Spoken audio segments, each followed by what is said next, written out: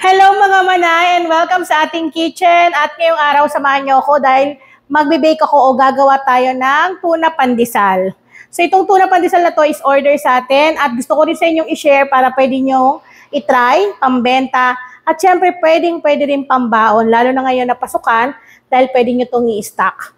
So nandito na yung mga sangkap na kailangan ko, nakasukat na to, so nakatimbang tong ating recipe na to kaya para dun sa mga nagko-comment dyan na sana naka-into grams yung mga sangkap, eto na yon. So unahin natin, meron tayo dito 480 ml ng tubig. Gagamit din tayo dito ng 180 grams ng white sugar, pwede rin po yung wash sugar o yung segunda. Huwag lang po yung dark brown sugar ha. Then meron tayo ritong 80 grams ng margarine, pwede rin po ang butter. Gagamit din tayo dito ng 33 grams ng powder milk. Any powder milk brand is pwede nyong itry. Meron din tayong 10 grams ng instant yeast. Ito po yung rektahan ng hinahalo sa harina.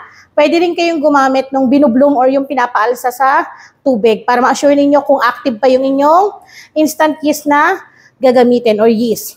Meron tayong 1 medium size ng egg. 12 grams ng salt, kasi dapat pag pandesal is mas angat yung pagka-saltiness niya, pero hindi naman ganun kalala. Meron din tayo rito 15 ml or 1 tablespoon ng vanilla. So, any brand ng vanilla is pwede nyong itry. Then, meron tayo dito 1,000 grams or 1 kilograms ng all-purpose flour. Pwede rin po ang bread flour. So, ito lang yung meron dito sa atin, kaya ito yung gagamitin ko. So, ito yung kailangan natin sa paggawa ng dough ng ating pandesal. So, bali dito, hindi tayo gagamit ng pagmamasa gamit yung ating kamay. Is gagamit po ako ng stand mixer. Pero, kung kayo ay matagal nang sumusubaybay sa aking mga video recipe, meron po akong recipe ng pagmamasa gamit ang kamay. So, dahil ito ay 1 kilo, baling gagawin natin, unahin natin itong ating tubig. So, dito natin ilalagay yung ating asin. Tunawin natin yan. Next, yung ating sugar. So, pinagsama-sama lang natin yan para matunaw po talaga. Vanilla. Yung kumpletong sangkap neto nasa description box po para po sa mga gustong makakuha kagad. Pero mas mainam panoorin nyo ng maigi para makuha ninyo ng tama. So, habang tinutunaw natin to, dito naman sa ating harina, ilagay natin dito yung instant yeast. Then next, yung milk powder.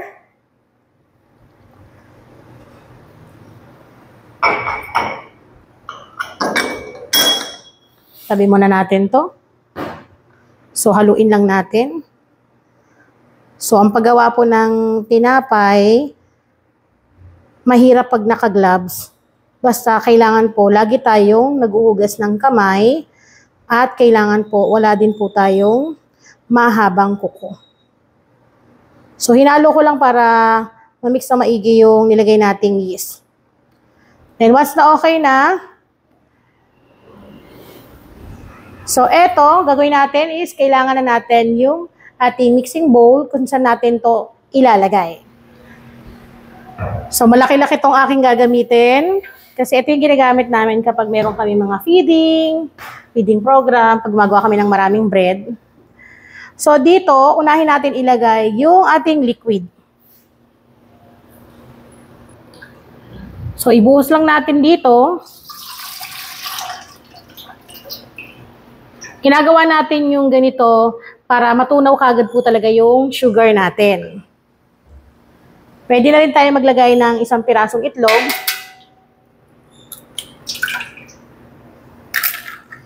Then, ilagay yung ating harina.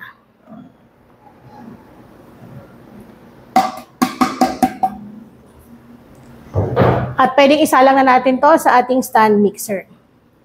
So, eto na, nailagay na natin sa ating stand mixer. Then, inimix natin to hanggang sa maging elastic yung ating dough.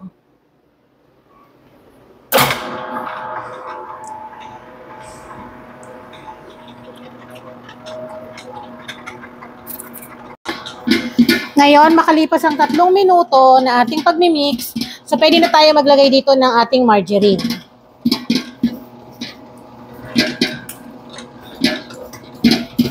Then, patuloy lang yung pagmix hanggang sa mag-combine na yan at maging elastic yung ating dough.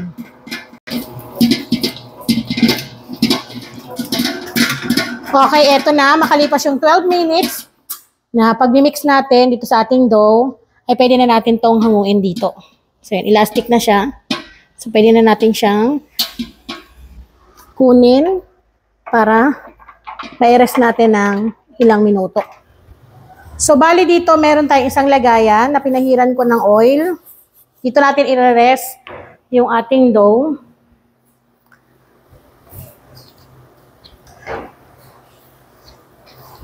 Rest lang natin to ng mga 15 minutes lang. I-cover ninyo ng cling wrap para hindi siya mag-elephant skin or mag-dry yung kanyang balat ng inyong tinapay. Mga pal kapag inyong binibake.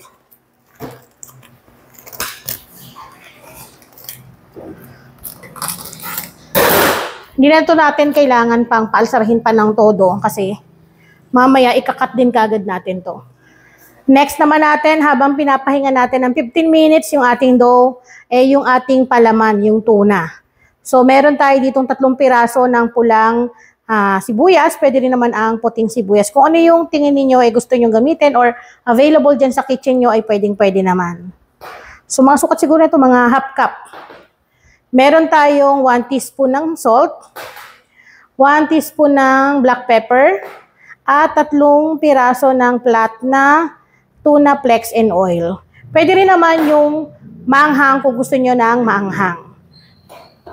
So, buksan natin to. Pwede kayong gumamit ng iba't ibang brand ng tuna na gusto nyo. Yan. Madali lang naman to. Then maghahalo tayo dito ng breadcrumbs para hindi siya ganun kasabaw pag pinalaman natin. So sa isang malaking lagayan, pagsamasamahin lang natin yung mga sangkap, sibuyas. Dinadamihan ko talaga yung sibuyas kasi masarap po talaga pag maraming sibuyas. Pero kung hindi kayo mahilig, pwede nyo naman yan tanggalin or pwedeng bawasan. Asin, pampalasa, black pepper and salt lang naman ang pampalasa nito eh. Then, yung ating flex and oil na tuna.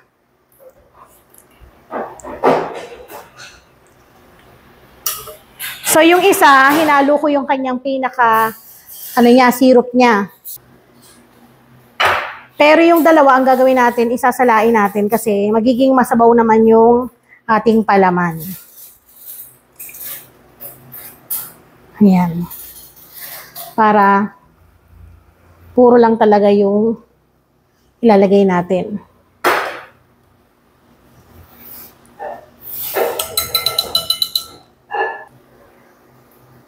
So, tanggalin natin yung sabaw niya.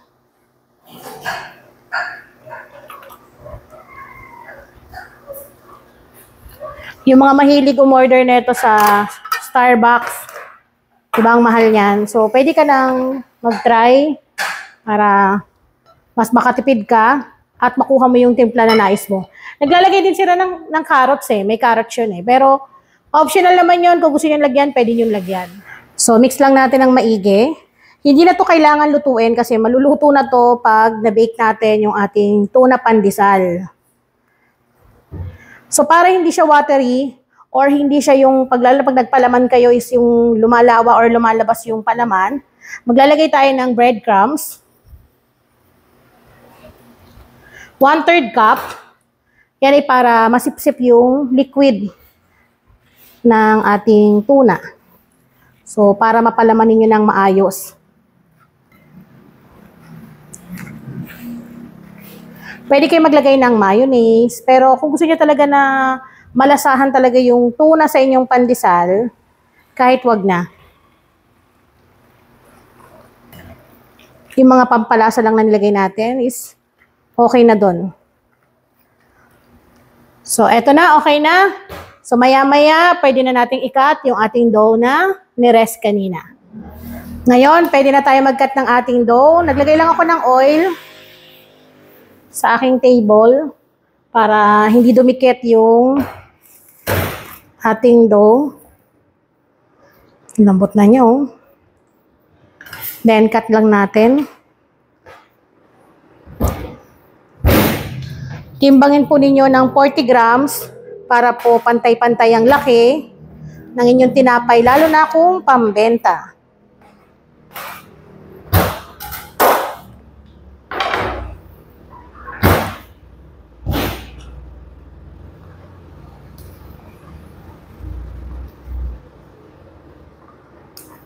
Para hindi po kayo malugi. Kasi kapag tansyahan lang, lalo na kung hindi kayo marunong pang mag-cut ng pare-parehasang timbang, may tendency na malugi po kayo. So, sayang naman.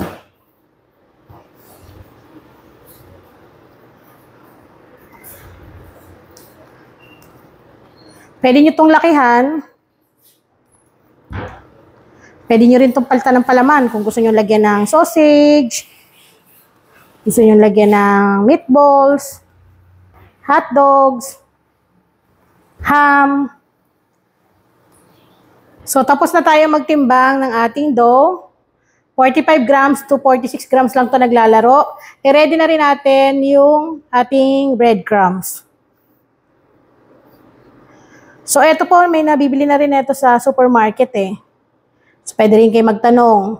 Kung wala naman kayo mabilhan, pwede rin naman kayo mag-toast ng pandesal, bread ninyo, then blender ninyo para meron kayong ganito. So, magpalaman na tayo. Yung ganito, hindi naman kailangan sobrang magaling ka rito eh. So, kung wala kayong rolling pin, pwede kayong gumamit ng, tawag dito, yung pang-cling wrap ninyo.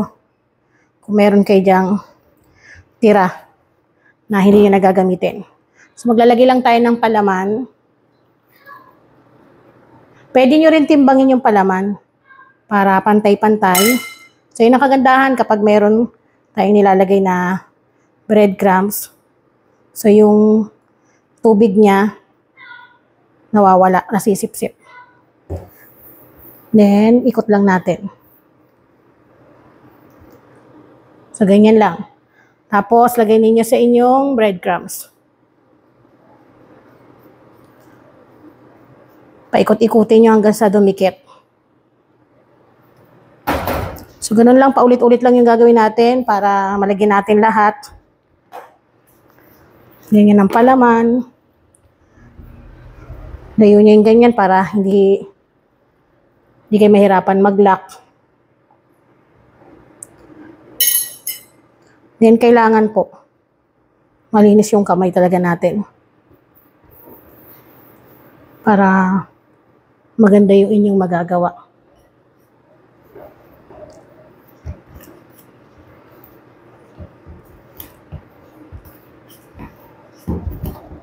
Para lang kayo gumagawa ng siopaw nito eh. So, pwedeng-pwede nyo itong pambaon sa mga anak ninyo.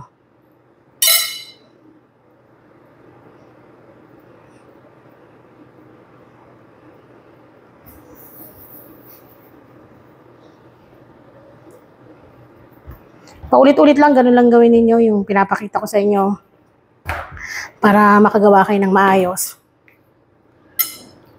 Hindi naman to kailangan sobrang kinis kasi matatakpan ng breadcrumbs siyang balat niyan.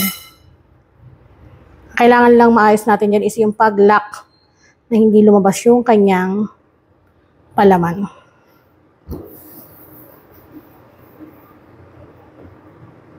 Ganyan. Then, pwede nyo ilagay sa tray kung saan nyo i-bake. Kailangan yung pinaka-lock niya ilagay nyo sa ilalim para hindi bumuka. Ngayon, tapos na ako maglagay ng palaman dito sa ating tuna bread pandesal. So, bali nakagawa ako ng 37 pieces. So, ang kailangan natin to is i-rest natin to para umalsa siya bago natin i-bake. Bale, ang gagawin natin is ipapahinga natin to ng 1 oras kalahati o kailangan is mag-double size yung kanyang sukat bago natin to i-bake.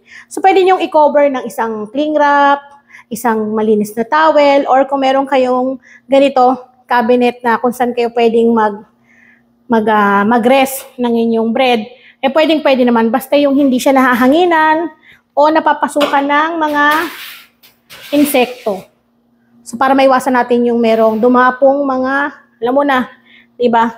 Insekto, langaw, para ma-sure natin na malinis yung ating bread. So, hayaan natin yan dyan. Babalikan natin yan makalipas ang 1 oras at kalahati. So, ayan, makalipas ang 1 kalahating oras. So, i-check na natin yung ating pinapahingang tinapay. Hindi pa pala to tinapay. Hindi pa nabibake. Pero tinapay na rin, oh. Dahil nakahulma na eh. So, ayan, nakita ninyo, nag-double size na siya. Lagay ko muna dito. At nakapagpainit na kami ng aming oven. So, yung init ng ating oven is 170 Celsius ang init. Bali, ibibake natin to ng mga at least 15 to 18 minutes. Depende po yan sa gusto nyong pagka-golden brown ng inyong bread. So, isa lang na natin. Ilalagay ko na siya sa ibabaw.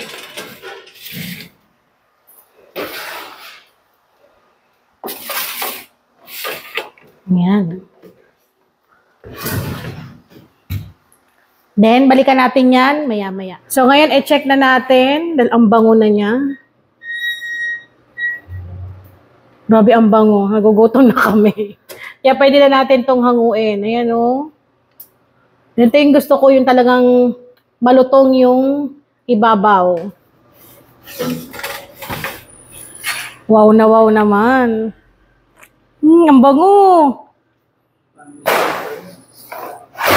Masarap to sa pares na kape. Yung kape namin na una pa. Ayan. So, eto na yung ating tuna pandesal. O, diba? Meron tayong kape. Yung kape namin, konti na lang. Siyempre, titikman natin yan habang mainit-init pa. Maganda sana sa inyo pakita ng malapitan eh. Ayan o.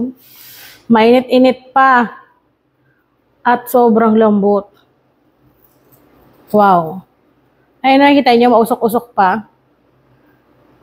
So, pwedeng-pwede talagang pambenta to, pambaon.